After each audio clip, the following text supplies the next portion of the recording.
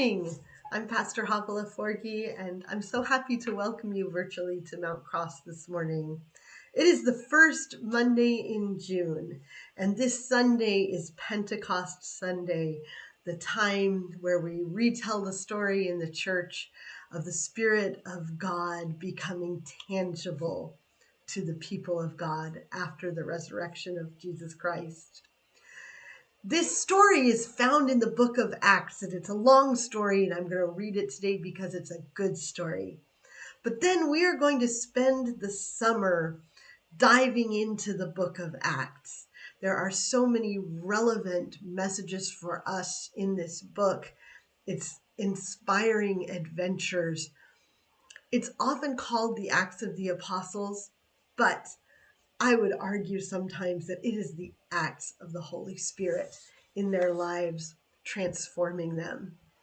The book of Acts, it's widely agreed by scholars, is written by the same author that wrote the Gospel of Luke. So when you're studying these books, often it'll be Luke Acts, kind of read as one book, one narrative. So Luke didn't include very many personal details about himself in his writings, but early church historians held that he was a native of Antioch in Syria. And there's evidence that he resided in Troas and was a frequent traveling companion of the Apostle Paul. He's first mentioned in Colossians 4:14, where Paul refers to him as a physician. And he's also mentioned in 2 Timothy and in Philemon. It's believed that he wrote his gospel and the book of Acts right around AD 60. So it's a fairly early book. It's so interesting that Luke has chosen to provide this carefully ordered account of the events of the early church. And Luke, as you'll recall, is very ordered in his gospel also. He provides an account of Jesus' life and birth, and he seems to have written for a primarily non-Jewish audience. And he frequently talks about how the disciples and early church leaders came to welcome those from Gentile or non-Jewish backgrounds. So from Luke, we get so many stories of restoration and healing and welcome. So these foundations of the early church, they were established after Jesus' resurrection and ascension. The Holy Spirit empowers the disciples to spread the gospel in the world as he had commanded to tell this good news. And the first struggles that they experienced was the separation between the Jewish tradition and faith that it had grown from, to understand that the sacrifice that Jesus made was for all people. So let's read. We're going to be in the book of Acts this morning, chapter 2, the coming of the Holy Spirit. When the day of Pentecost had come, they were all together in one place, all the disciples. And suddenly from heaven there came a sound like the rush of a violent wind, and it filled the entire house where they were sitting. Divided tongues like fire appeared among them, and a tongue rested on each of them. All of them were filled with the Holy Spirit and began to speak in other languages as the Spirit gave them ability. Now there were devout Jews from every nation under heaven living in Jerusalem. And at this sound, the crowd gathered and was bewildered, because each one heard them speaking in the native language of each. Amazed and astonished, they asked, "Are not all these who are speaking Galileans? And how is it that we hear each of us in our own native language?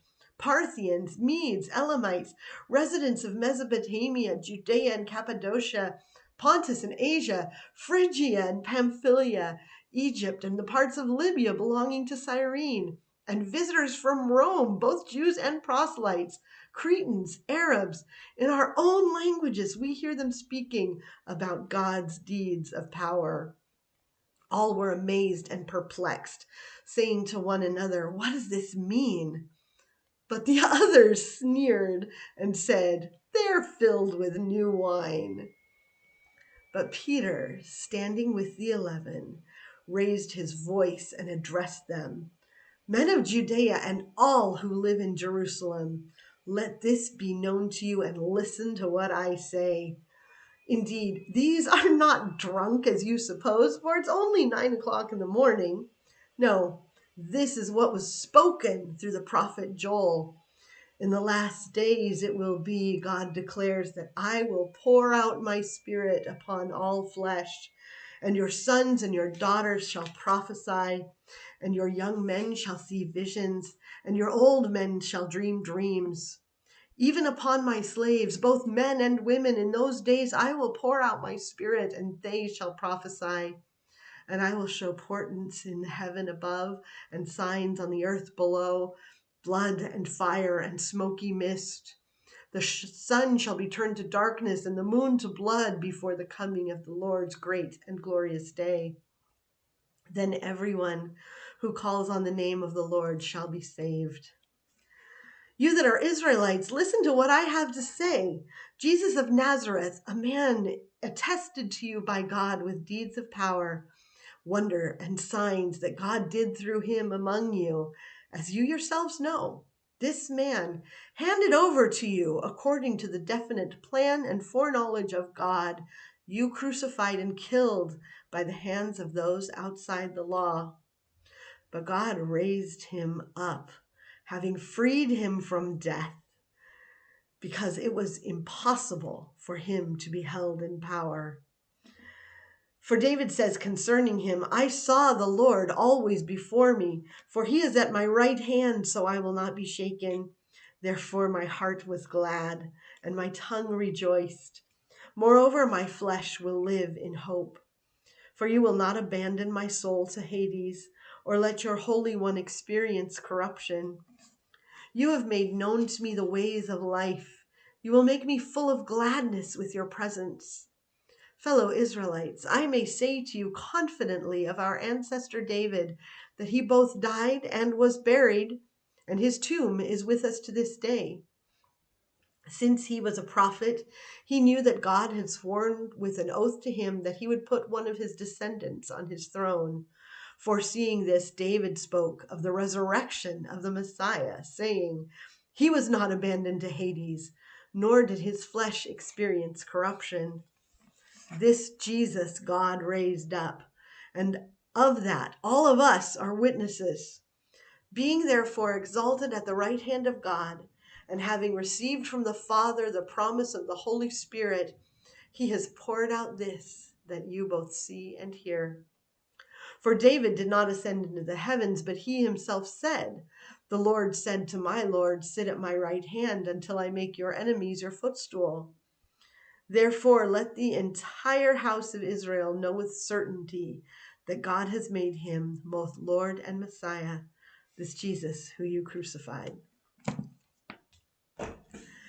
Max Lucado, in his book, Life Lessons from the Book of Acts, writes about the difference in people like Peter, who we have just recently seen deny Christ and then hide in an upper room after his death. He writes, they aren't the same men. Oh, I know they look like it. They have the same names, the same faces, the same mannerisms. They look the same, but they aren't. On the surface, they appear no different. Peter is still brazen. Nathaniel is still reflective. Philip is still calculating. They look the same, but they aren't. They aren't the same men you read about in the last 4 books. The fellows you got to know in the Gospels, these are the ones, but they're different. You'll see it. As you go through this book, you'll see it in their eyes. You hear it in their voices. You feel it in their passion. These men have changed. As you read, You might wonder, are these the same guys? The ones who doubted in Galilee? The ones who argued in Capernaum? The ones who ran for their lives in Gethsemane? You'll wonder, are these the same men? The answer is no. They are different. They have stood face to face with God.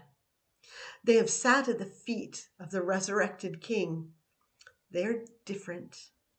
Within them dwells a fire not found on earth. Christ has taught them. The Father has forgiven them. The Spirit indwells them. They're not the same. And because they're different, so is the world. And so we read the book of Acts. We read this book to be encouraged. We read this book and hope to be listening as we travel these adventures with the disciples, with Paul. Because what God did for them, he is also doing for you, transforming you daily with a fire within you that does not come from the world, but is the Holy Spirit. So I invite you to dive into Acts with me this summer. Reflect on it, respond to it, and then react in your own way to this Holy Spirit that is sending you out into the world. Have a wonderful day, and I'll see you Sunday.